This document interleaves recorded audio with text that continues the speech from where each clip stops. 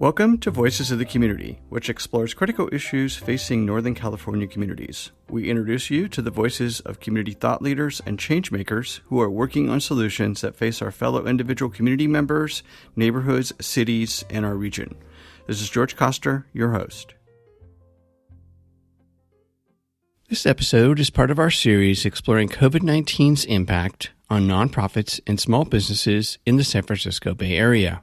Back in April of 2020, when we decided to create this ongoing series on COVID-19's impact, first on nonprofits and then on small businesses in the San Francisco Bay Area, we, like you, had no idea how long the pandemic would go on and what the health and economic impact would be in our community. As we enter the second half of 2022 with the latest explosion of cases from the most recent COVID-19 Omicron mutations, along with the masking requirements being changed and folks getting their vaccinations, our communities are still struggling to deal with the health, economic, mental, and societal impacts of the ongoing global pandemic. This all adds to the ongoing uncertainty of our ever-changing indoor and outdoor, vaccinated and unvaccinated protocols, and the politics of the pandemic that will drive how we all come back together as a unified or fractured community. We will continue to shine a spotlight on the nonprofits and small businesses that make up the fabric of our community, along with the founders and staff who are struggling to deal with the impact of the COVID-19 pandemic on their operations, services, and sustainability until we can all get to the other side of the pandemic. Along the way, we will also share with you all the amazing solutions that our nonprofits, small businesses, foundations, and government leaders are working on to help us all get to the other side of the pandemic and come together to rebuild our communities with more economic, social, and environmental equality. So if theaters allow themselves to make this shift and realize that they have to be a composite, they have to be both live and have a significant online presence, not just a website, that I think it will allow theater to flourish more. In this episode, we are following back up with the San Francisco Mime Troupe, who we interviewed 2 years ago when we launched this special series on COVID-19's impact on nonprofits. Back in June of 2020, with the beginning of the pandemic, Michael Gene Sullivan shared with us that the San Francisco Mime Troupe was canceling its annual summer live performances in public parks and focusing their work to create and launch a series of radio plays, which are being aired on KSFP.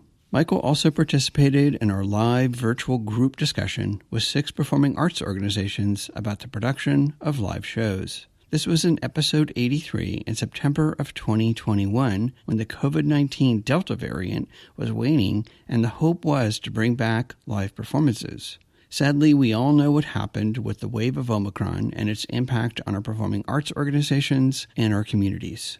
Join us now as we check back in with Michael and Alicia to tell us about the new musical show, Back to the Way Things Were, and bringing back live performances at our public parks. I'm joined remotely by Michael Gene Sullivan, an award-winning writer, performer, and director, along with Alicia M.P. Nelson, an award-winning actor, clown, and arts educator. Michael and Alicia are collective members of the San Francisco Mime Troupe. Welcome to Voices of the Community, Alicia and Michael. Hi, how's it going? Though I should say that Alicia is not a collective member with the troupe. She's in the cast of the upcoming show, but she's not a collective member. There we go. So I guess she has to get a Mime Troupe merit badge of some sort to then become a member of the collective? She'll get a free t-shirt. There you go. Everyone needs one of those. So, Michael, I'm going to circle back to you. And for the audience who's listening in, who, however impossible that might sound, doesn't know who the San Francisco Mime Troupe is, if you could provide the audience just a kind of quick overview of who the Mime Troupe is. Well, first of all, we don't do silent mime. We do what's really traditional mime. You can talk, you could sing, you can act. It's from the word mimic. It's from mimos. It's original acting. Basically, doing something in a very broad style for a few reasons. One is so that you can be heard at a great distance. And the other one is that you can mock those in power and kind of get away with it.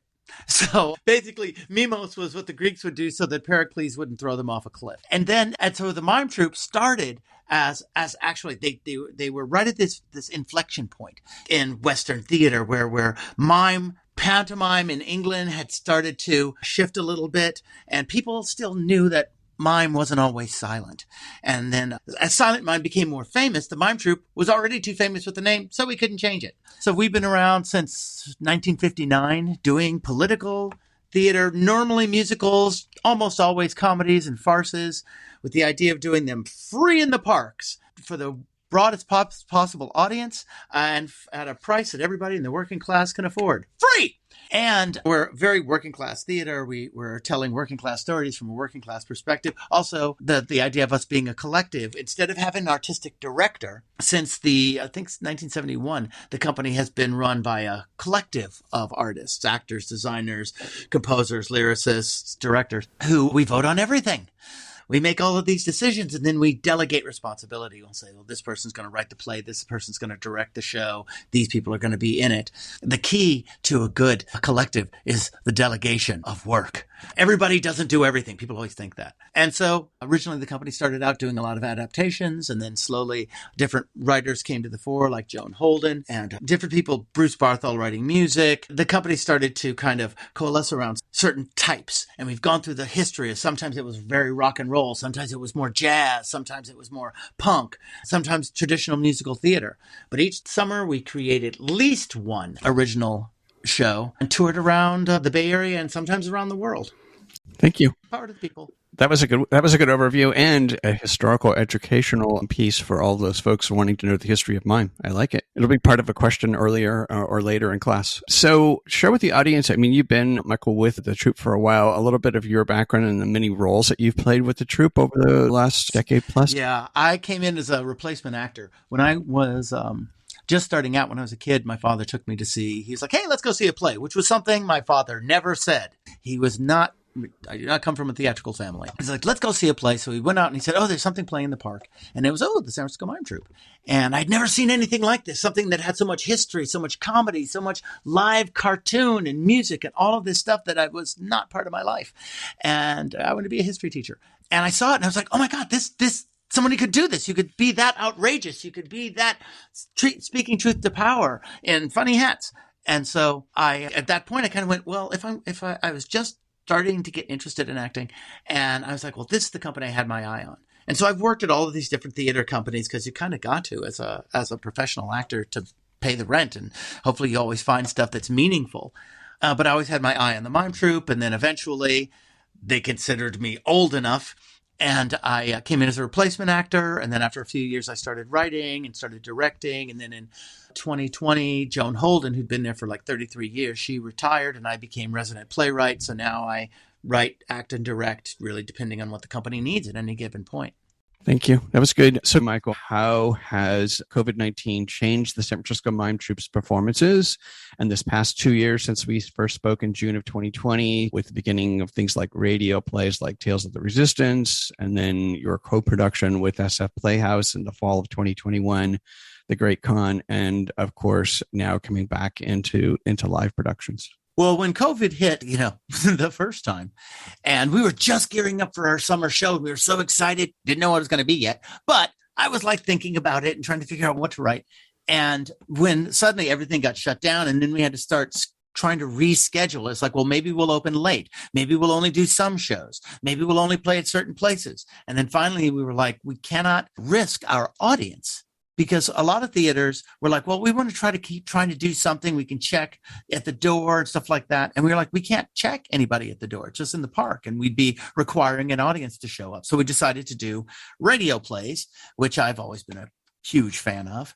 And it was so much fun to write and to do them. It allowed us to work with a lot of actors we hadn't worked with before, people around the country, to be able to really do that thing that radio/scripted podcasts do, which is to create the play in the listener's mind. They're the ones that put together the costumes, the scenery, the lighting. They picture what people are looking like. And so that was a lot of fun. And we got to deal with a lot of issues the first year with Tales of the Resistance. And then that fall, we decided to do, it's like, well, are we going to go back? And it's like, no, we still can't go back. So we did Red Carol. And he did the Mime Troupe's adaptation of A Christmas Carol, the radical labor-oriented version.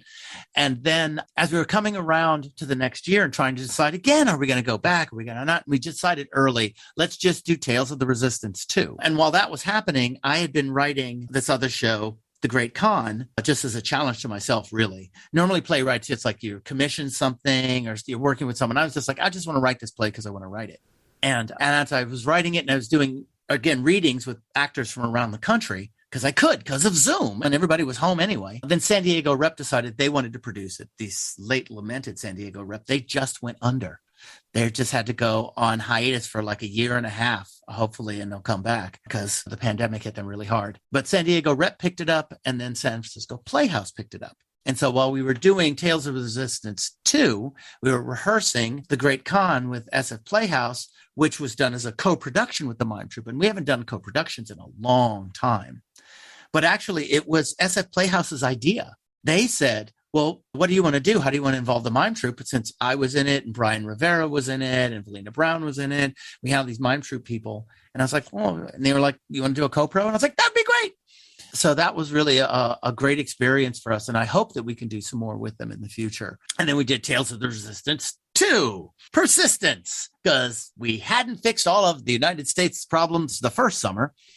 So writing a different set of shows, and these are all serials so that you had to listen to them in order, different stories weaving together, and then doing Red Carol again and for Christmas. And then this year deciding, okay, we feel like enough people are vaccinated, enough people are boosted, enough people have, we have our cards, we have our sanitizing stuff, we can go back into the parks, finally.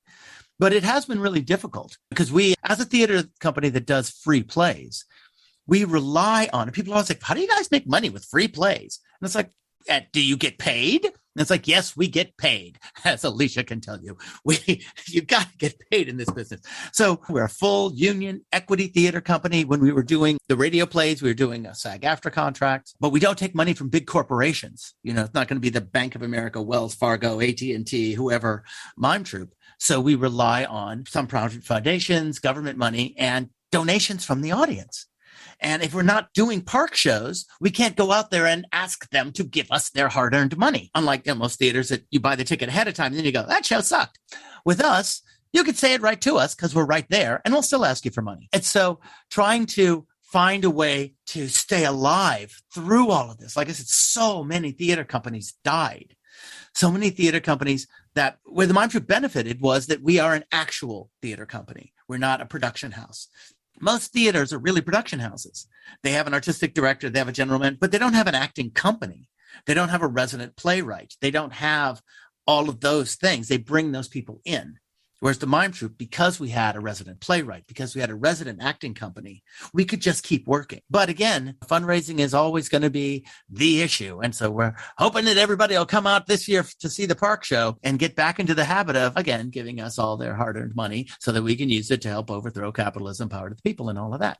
Wonderful. All right. So that brings us up to where we are, which is the new musical, Back to the Way Things Were. And you guys are coming back and touring at the public parks, including what you used to always do every 4th of July weekend in San Francisco at Dolores Park. You're going to be back.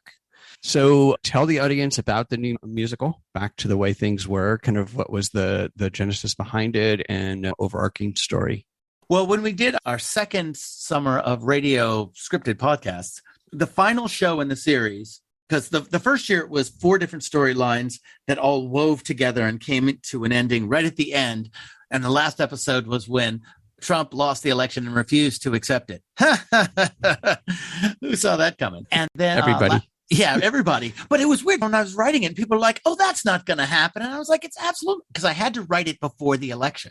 I had to write it before it actually happened. And so I had to pick how that was going to happen. And so, anyway, I wish I'd been wrong. And so last year with Persistence, the final show was a half-hour show called Back to the Way Things Were, which Daniel Savio, our composer lyricist, and I wrote as a short musical to deal with people who are thinking, well, that now that, COVID is relenting, Trump, we don't have just a criminal con man idiot in the White House. We can go back to the good old days. And so a lot of people, liberal folk, are thinking, well, now we can get back to the good old days. And it's like, well, the good old days kind of sucked.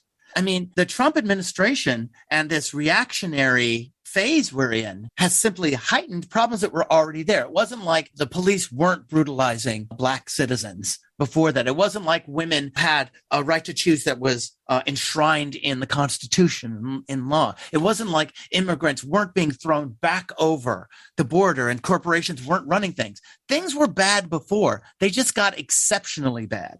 And so to remind people, on the one hand, of how bad things were. And so what I decided to do was tell the story of three people. Basically, it's a family, husband and wife, Ralph and Alice, for those who would remember those names, Ralph and Alice, who just all they want to do is have a date night. That is it. The whole play takes place in just a few hours. And they just want to go out and have a date night and go back to the way things were when they could just go out and not have to wear masks and all that stuff. And then they have a daughter, Zoe, who Alicia plays, who she remembers the old days much differently than they do. She grew up through the war on terror. She grew up through, there's a line in the play where she says she's never been able to get on an airplane without taking off her shoes first. And because I wanted to get into what this generation that's grown up in the last 22 years has had to deal with. It's one thing to get on an airplane and go, oh, we might crash, and you have to have some distance from that. But what about thinking every time you get on a plane, you have to do this extra little thing because someone might want to kill you. You grow up with the idea of being a murder victim in your head. That's completely different. Or having to deal with school shootings, having to go to school and having to train yourself on what to do if somebody comes in because they want to murder you. And when I was a kid, we'd do earthquake drills. We'd even do nuclear bomb drills, but we didn't do murder drills. And so the generation who's saying everything was so much better before and we've got this future, and other people who are like, the world is on fire and people are trying to kill me. What kind of future is this? And so these two different versions of people either giving up because they see no future, or people who are giving up on trying to do things because they think that now that we've had an administrative change, their work is kind of done and they're exhausted from 4 years of protesting. So musical comedy. So trying to bring all of that together and show how rapacious capitalism and greed has always been part of the problem, no matter what's going on. It's the constant through American history, well, since the 1880s. Well, right after the Civil War, actually. It's been this constant, and that's the underlying problem to all of these other issues. So that was where the idea came from. And so expanding that, and Daniel's been writing all of these great songs for it. And Valina Brown, who's a longtime mime troupe actor, is directing this show. This is her first Park show directing. And we brought in new people like Alicia to be in the show. Wonderful. And that's a great segue to you, Alicia. So, gosh, I hear so many really good laughs in the complete catastrophe that Michael just described for us. So, Alicia, share with the audience a little bit about your background. Is this your first mime troupe production? It is my first mime troupe production, but it is not my first experience with the mime troupe. So I am a Bay Area baby, born and raised. I grew up in San Jose. I've been an artist pretty much since being in the womb. My mom runs a social justice theater company, so I pretty much spent my whole life watching and sometimes participating and seeing how the arts and using one's imagination can be healing and can challenge perspectives. Eventually, I decided I think I maybe want to do this thing. And I tried a few different avenues into being an artist. I did ballet for a long time. I did musical theater. I ultimately landed on acting, and I left the Bay for 4 years. I went to school in Boston, and I came right back because I was like, oh goodness, no.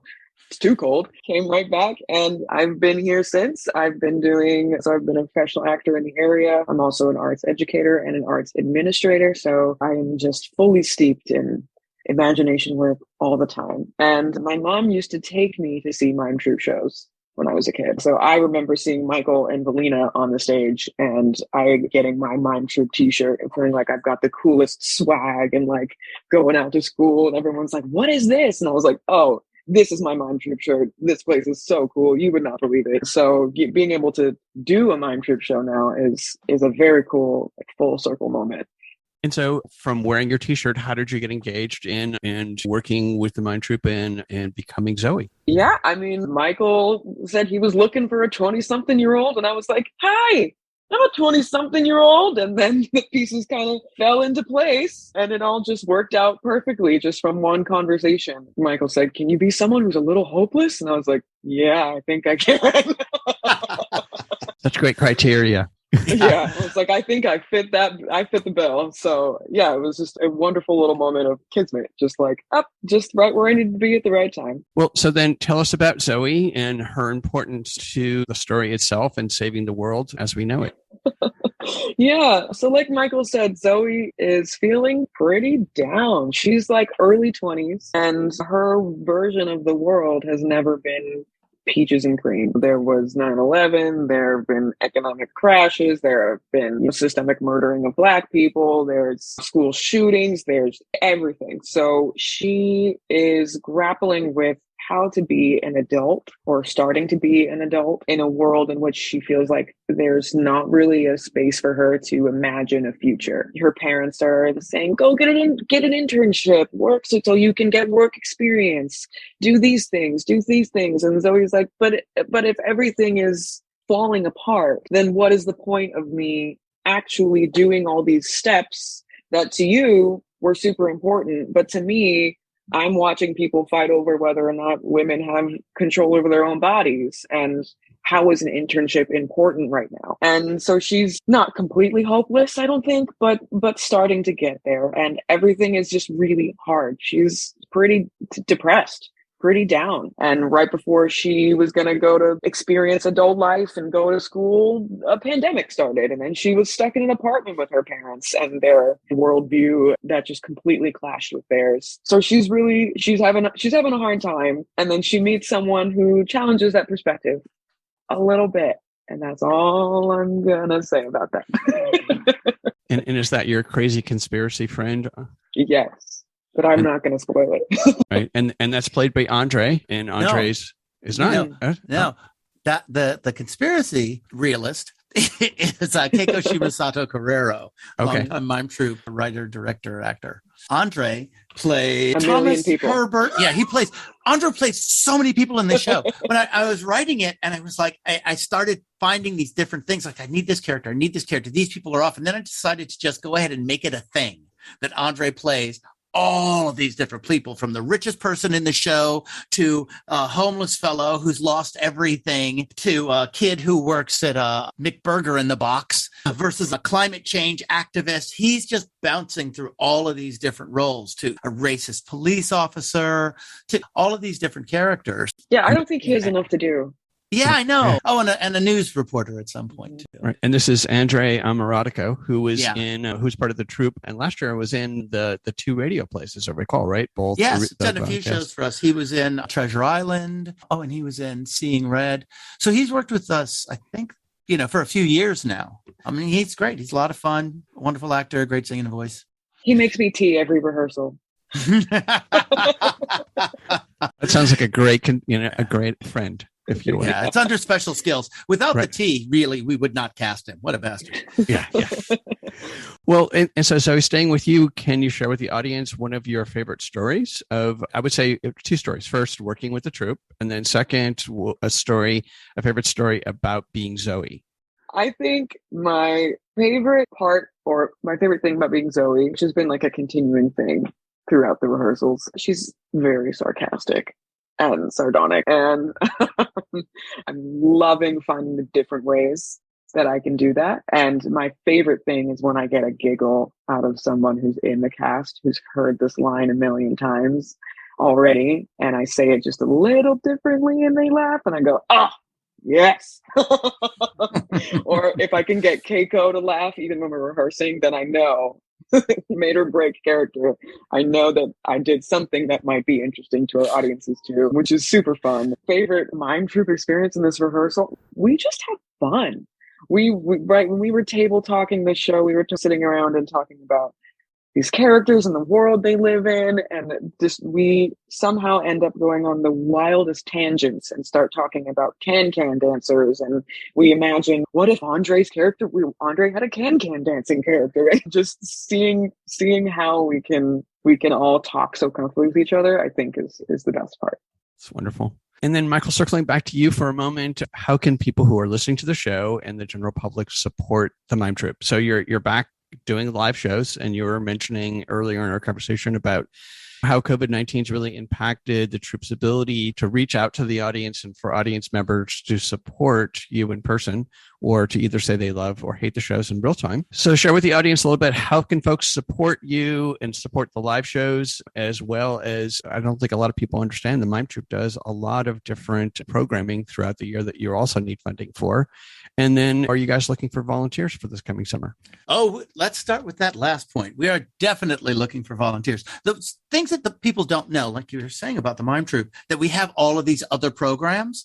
Our summer show is the big thing we do, but we also have like this whole educational wing of the Young California Writers Project, the Don Stevens Young California Writers Project. Don Stevens was a local patron of comedy. And when he passed away, his family wanted to find a way to keep his family going, keep his name going. And so they gave us all of this money to support our comedy writing, which is just really wonderful of them. And so we use that money to go teach playwriting, political comedy playwriting in schools. We have a young theater program where we bring students into the Mime Troupe, and we actually pay them to come. We pay them to be there to study with us, and we feed them, and we teach them how to create plays as kind of collectively, as opposed to the playwrights thing, which is more individual playwrights. We have summer workshops, which are free. People come from around the world to study with us. And we have internships where we bring people in, and some of them are paid. Actually, all of them are paid to come in and study with us at very specific things. But because of COVID and because of a lot of travel restrictions and stuff, we couldn't get as many workshoppers or interns as we would have liked. I think we have one this year. We could have two. I mean, we have money for a playwriting intern who would be my intern, and we're still working on getting someone for that. But it's been very difficult because of all the restrictions. And so we definitely need people to help us, because people come and see a Mime Troupe show and they're like, oh, that's great. They're in the park. We get there at like 9:30 in the morning and build the set, do sound check, do costumes, do all of that stuff, have lunch, do the show, go out, ask them for money and support, go back, take the set down, and put it back in the truck. So our work day is like an 8-hour day, sometimes 9, 8-hour day of manual labor in which the show is this little part. And so having people to help us at every park is a huge benefit, just to help us carry things around. And people can go to our website, sfmt.org,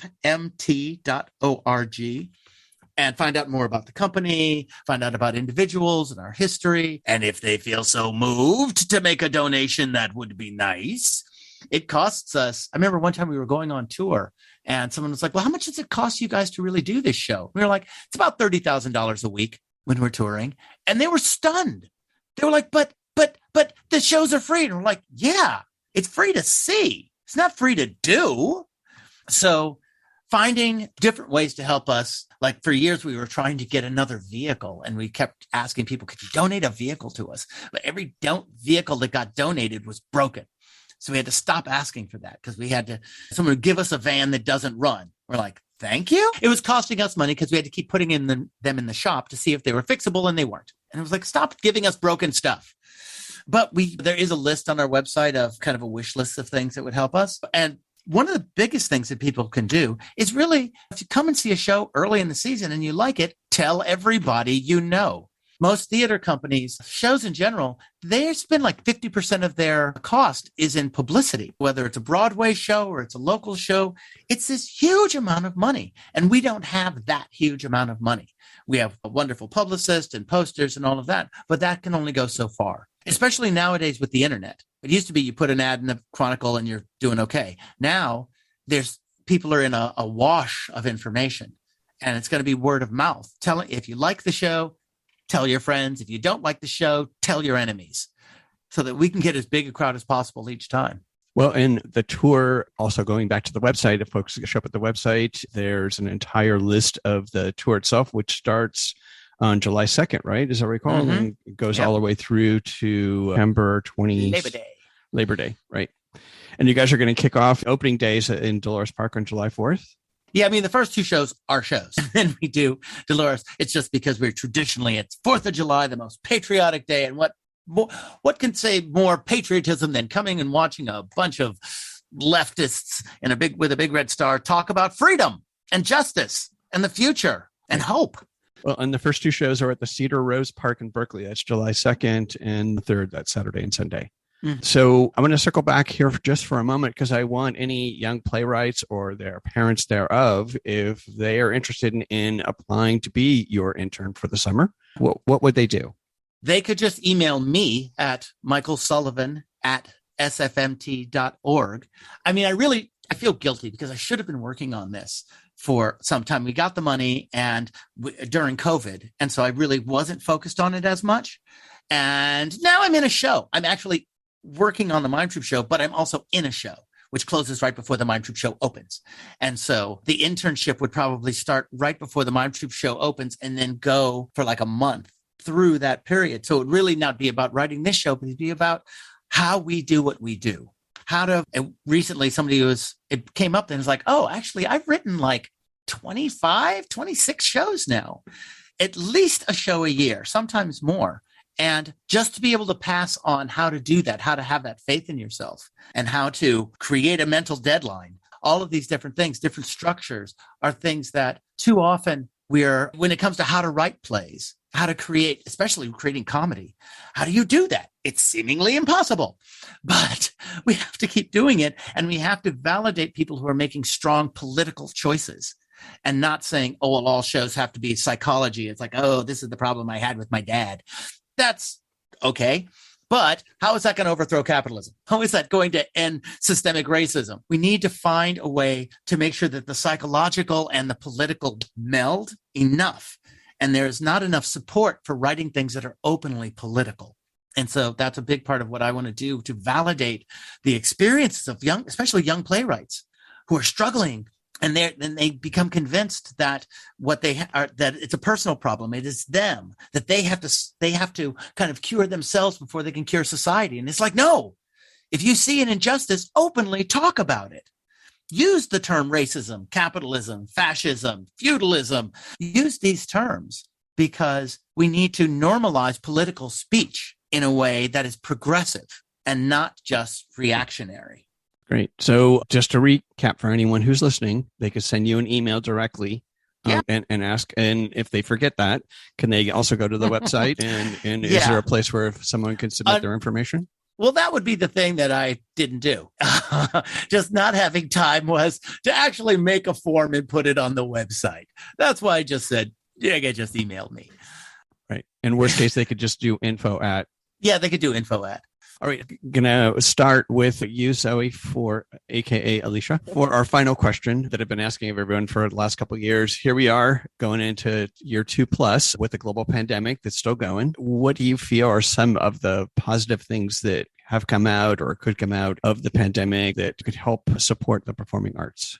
The first thing, I think, slowing down was a very positive thing. Of course, not slowing down to a grinding halt and then going bankrupt. We don't want that for theater companies, but but being able to actually stop and reevaluate, I think, is a blessing for a lot of companies and a lot of artists. Before the pandemic, I was working so hard. I was not sleeping. I was auditioning every chance I could get. I was driving across the bay to do this in-person audition here, do this class here, and then I just couldn't. And I was able to stop and think and go, okay, what do I actually want? What work do I actually want to do? What shows feel important to me for any varying reason? I think that's a gift that was given to me, at least, in being able to breathe, think, look. And also, I think it's challenged a lot of accessibility for theaters. It's made everyone pivot and find a new way to work. And previously, it was just in person. You come and you see the show. And now are you making videos? How do you make that accessible? We got to include open captions. We're going to have translators. There's so much more that we can be doing that I don't think we thought we could do, that the pandemic forced us to discover. And the really cool thing, dare I say, about the pandemic is that it has allowed me, I know for myself and for a lot of my friends who are also actors, chances to do some kind of work with people all over the place, Zoom and video calling. I was able to work with friends in Boston. I did a reading with someone in London, and I never would have been able to do that if it required being in person for a 3-minute audition. So I think it's broadened some horizons, and now we just have to figure out how to still do that while also sort of going back to the way things were. Love it. And staying with you, Zoe, for a second. So for folks who are listening, et cetera, you're an art educator. Where else can folks find out more about your art education services, all the other work you're doing outside of the Mime Troupe? So primarily my art education work is with the Red Ladder Theater. So we have a website, redladder.org. You can find out a lot of information there. If you want my personal information, I do like private coaching for kids in dance, and my general acting website is my initials, AMP, last name Nelson.com. Great. Thank you. And then, Michael, coming back to you for the final question. So what are some of the good things that have come out or could come out of the pandemic to support, and I think the remaking, kind of rebuilding of our arts and cultural economy? Well, I think that Alicia touched on most of it. I think that the idea of, as strange as it is, people being at home actually brought the acting community together in a really interesting way, because you could suddenly work with actors around the country, people that you hadn't seen, people overseas, people everywhere that you'd been separated from geographically. Suddenly it was like, oh, I could just do a Zoom call. Oh, I could just do a FaceTime and be able to do readings with them. I'm also in another collective, the Actors Reading Collective, which was born specifically out of the theater shutting down. And the idea was, well, how are these actors going to continue to do their work? How are playwrights going to continue to have their work done? So this other theater that's just online and just does play readings. The Great Con, its first public reading was actually with Actors Reading Collective. That was where San Diego Rep saw the reading and decided they wanted to produce another reading, and then ultimately the show. And we could have actors from everywhere. And so having that, I think it reminded a lot of performers how much we are a community, despite the fact that we're separated by space, but we're not separated by time. So that was a great thing. And also the idea of different ways to get the word out. So during the first summer, when Mime Troupe was doing Tales of the Resistance, we had a show, Freedom Land, which is about police brutality and the failed war on drugs and immigration and the war on immigrants, really. And so we had videoed that show back in 2015 when we did it. And we had this video, and we got in touch with Actors Equity and said, can we put this online? Since we can't do a summer show, would it be all right for us to put this on? And Equity has always had a lot of rules protecting the images of the actors. They don't want producers to take advantage of that. But since we are a self-producing group of actors, essentially, they were like, we think that'll be okay. And what ended up happening from our negotiations with Equity, they asked us, what are other ways we should approach other theater companies? And we said, you've got to start letting companies put stuff online. And we really pushed that. We need a new contract. We need all of this. And so now Equity is allowing, because traditionally, if you did a show, you got one video of the show as an archival video, one camera, no panning, no close-ups. After we did Freedom Land and it was a multi-camera shoot, Equity said, we're going to start letting all of these companies do multi-camera shoots to make them look good, which means that when my adaptation of 1984, which got filmed because of COVID, it got seen in New Zealand. It was being run in Houston, but it got a review from New York. People around the world could see it. And so when we did Freedom Land, people around the country, everybody could see it. And it allows those theater companies that are only there to suddenly expand, and people go, oh, that's what that company is doing over there. And they might want to support that company. They might feel like their community isn't expressed enough where they live, but way over there is a theater company doing work that they want to support. So if theaters allow themselves to make this shift and realize that they have to be a composite, they have to be both live and have a significant online presence, not just a website, that I think it will allow theater to flourish more in a way that, like in England with the National Theatre, they televise their stuff all the time. So the audience is used to seeing theater on television, and then they go to see it live. We in this country need to be able to make that shift that the theaters are already starting to make, of using the internet to entice people to come and see live plays, and also to get the performance out, and most importantly, to get the message of that show out. So I think people are starting to wrap their heads around that much better because of COVID. It's a really, in a sense, changing the business model and opening that fourth wall that was always there, right? Yeah. But now the fourth wall being a Zoom, so someone from anywhere in the world can watch a live show. Yeah, and I think that like I said, what it puts more pressure on the theaters to make sure that the work that they're doing really speaks to people. Because if you're doing Oklahoma and a bunch of companies around the country are doing Oklahoma, why should they watch yours? But if you decide to do a show by a local playwright, that's a new play that's dealing with a very specific issue and nobody else is doing it, maybe that's the show you film that season. If you only do one, you do the one that's going to be unique and interesting and bold and innovative. And I think that it will allow, like I said, it'll allow the audiences a chance to see the world through a multiplicity of visions rather than just another Romeo and Juliet. And I love Romeo and Juliet. I think it's a great show, but it's produced a lot. And so we need to make sure that we are seeing the broad version of this country and each other and the world, and not just the vertical, like these are the shows that always get done. And that's another place where the internet can be a great boon. It's great. Wonderful insights. Thank you, Michael and Alicia, for sharing your work today, along with the San Francisco Mime Troops coming back with their latest show, Back to the Way Things Were. We'll make sure that listeners have your contact information, website, and social media so they can participate in one of the free live shows in parks during the summer tour, running from July 2nd to September 5th at public parks in San Francisco Bay Area, Davis, and Santa Cruz. Please stay safe and healthy as we all work our way through this new pseudo-normalcy, or as you both would like to say, getting back to the way things were. That's it for this episode of Voices of the Community. You've been listening to the voices of Michael Gene Sullivan and Alicia M.P. Nelson of the San Francisco Mime Troupe about bringing back live performances in public parks and their new musical show, Back to the Way Things Were. You can become a volunteer, find out about the summer tour dates and public park locations, along with making a donation to support the work of the San Francisco Mime Troupe by going to their website, sfmt.org. To get more history and background into the San Francisco Mime Troupe, please listen back to Episode 4, and to learn about how performing arts organizations have been impacted by the COVID-19 pandemic and how they're struggling to bring back live performances, please listen back to Episode 83 to hear from City Arts and Lectures, San Francisco Performances, the San Francisco War Memorial and Performing Arts Center, and music at Cole Mansion.